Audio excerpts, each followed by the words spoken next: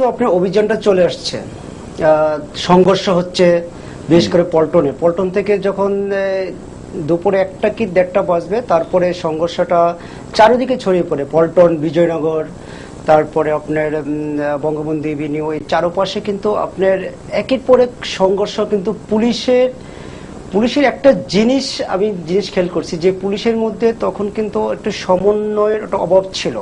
যেখানে অগ্নিসংযোগ করতেছিল, অগ্নিসংযোগের পরবর্তীতে যে জিনিসগুলো আপনার হচ্ছে যে আপনার পুলিশ শুধু সাউন্ড গ্রেনেড নিক্ষেপ করতেছে, টিয়ার সেল নিক্ষেপ করতেছে, কিন্তু নিয়ন্ত্রণে কিন্তু বাইরে চলে গেছে। একটা জিনিস আমি সবচেয়ে বেশি করব, যে জিনিসটা হলো আপনার, যখন আমি সবচেয়ে বেশি যে আজকে লাশ গুমের ব্যাপারটা নিয়ে বেশি প্রশ্ন উঠতেছে, যে 2:30টার সময় যে পুলিশের অভিযানটা ছিল, পুলিশ কিন্তু আসলে ধৈর্যের পরিচয় দিয়েছে। এত বড় আপনি দুপুর থেকে প্রায় 1:30 থেকে শুরু করেছে অভিযান, সংঘর্ষটা। সেই সংঘর্ষটা আস্তে আস্তে তারা কিন্তু নিয়ন্ত্রণে গেছে। আপনি মতিঝিল থানা, পল্টন থেকে মতিঝিল থানা পর্যন্ত। 2:30টার সময় যে অভিযানটা শুরু হয়েছে, আর 2:30টার সময় অভিযানের সময় কিন্তু আসলে লাশের যে সংখ্যাটা, এখানে আমি যে বলতে পারি যে আজকে পুলিশ কমিশনার সাহেব বলেছিলেন যে 10 মিনিটে অভিযান সম্পন্ন হয়েছে। তার সঙ্গে আমি একমত নই। কারণ একমত না এই জন্য যে এখানে 10 মিনিটে কোনো অভিযান সম্পন্ন হয় নাই, কমপক্ষে আপনার 1 ঘন্টা লেগেছে সম্পূর্ণ অভিযান। আর লাশের উদ্ধারের ব্যাপারটা, মতিঝিলে যখন পুলিশের অভিযানটা চলে, এই অভিযানটা চলে, তখন লাশ উদ্ধার টোটাল মারা গেছে কিন্তু 9 জন আমার হিসাব মতে। তার মধ্যে ঢাকা মেডিকেলে গেছে আপনার 9 জন, আর মিটফোর্ড হাসপাতালে গেছে 1 জন, ইসলাম ব্যাংক হাসপাতালে আছে 1 জন, 14 জন টোটাল ওই দিন মারা গেছে।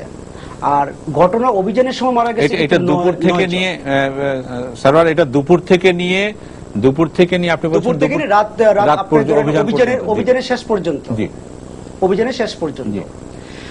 আর 12 জনের লাশের পরিচয় পাওয়া গেছে, আর 2 জনের কিন্তু এখনো পরিচয় পাওয়া যায়নি। একটা জিনিস দেখা গেছে যে আপনি যখন অভিযানটা চলছে, যখন ফায়ার আপনাকে প্রত্যেকের যারা আপনি যেটা বলছেন যে আপনি 14 জনের কথা বলছেন বা 12 জনের কথা বলছেন, প্রত্যেকের নাম কি সংগ্রহ করতে পেরেছিলেন? তার মধ্যে 12 জনের নাম আছে, 12 জনের লাশ পরিচয়টা উদ্ঘাটিত হয়েছে। আর 2 জন এখনো মর্গে আছে, 2 জনের লাশ। তার মধ্যে আমি একটা কথা বলি, তার মধ্যে ঘটনার দিন কিন্তু পুলিশের একজন সহ টোটাল 8 জন ছিল। আর 5 তারিখে ঘটনা, 6 তারিখ সকালে লালবাগ শাহী মসজিদের পাশ থেকে একজনকে গুলিবিদ্ধ লাশ উদ্ধার করে সেটা সলিমুল্লাহ মেডিকেল কলেজ মর্গে পাঠানো হয়।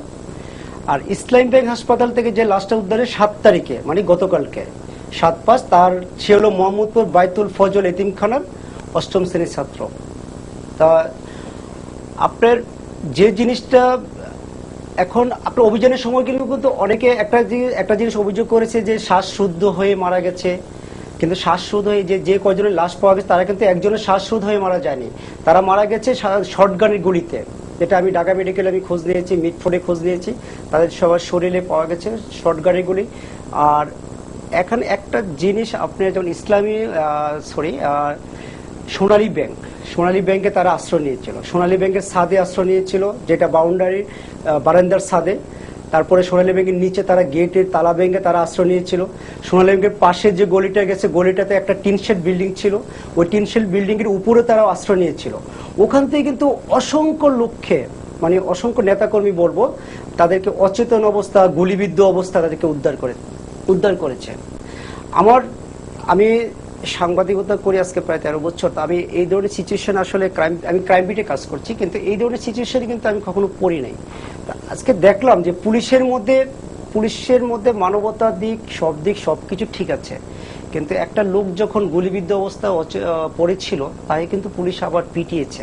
তো এই জিনিসটা আমার কাছে খারাপ লেগেছে। আর লাশ গুম হওয়ার ব্যাপারটার সাথে আমি একমত নই।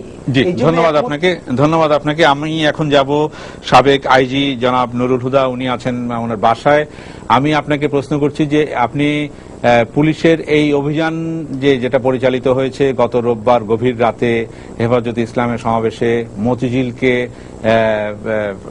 মতিঝিলের শাপলা চত্বর খালি করার জন্য, আপনি এটাকে কিভাবে আপনার অভিজ্ঞতার আলোকে এইটাকে এখন যে আজকে পুলিশ কমিশনার যেটা বললেন এবং আপনি একজন অবসরপ্রাপ্ত আইজি, আপনি কি বলবেন বিষয়টিকে?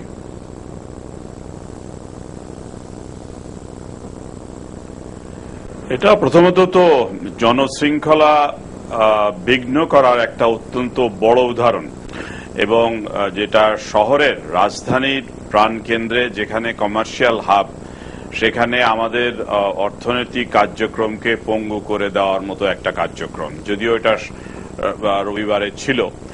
তো এইটা তো কোনো অবস্থাতেই বরদাস্ত করা যায় না যে একটা অনির্দিষ্ট কালের জন্য এ ধরনের অ্যাসেম্বলি চলবে।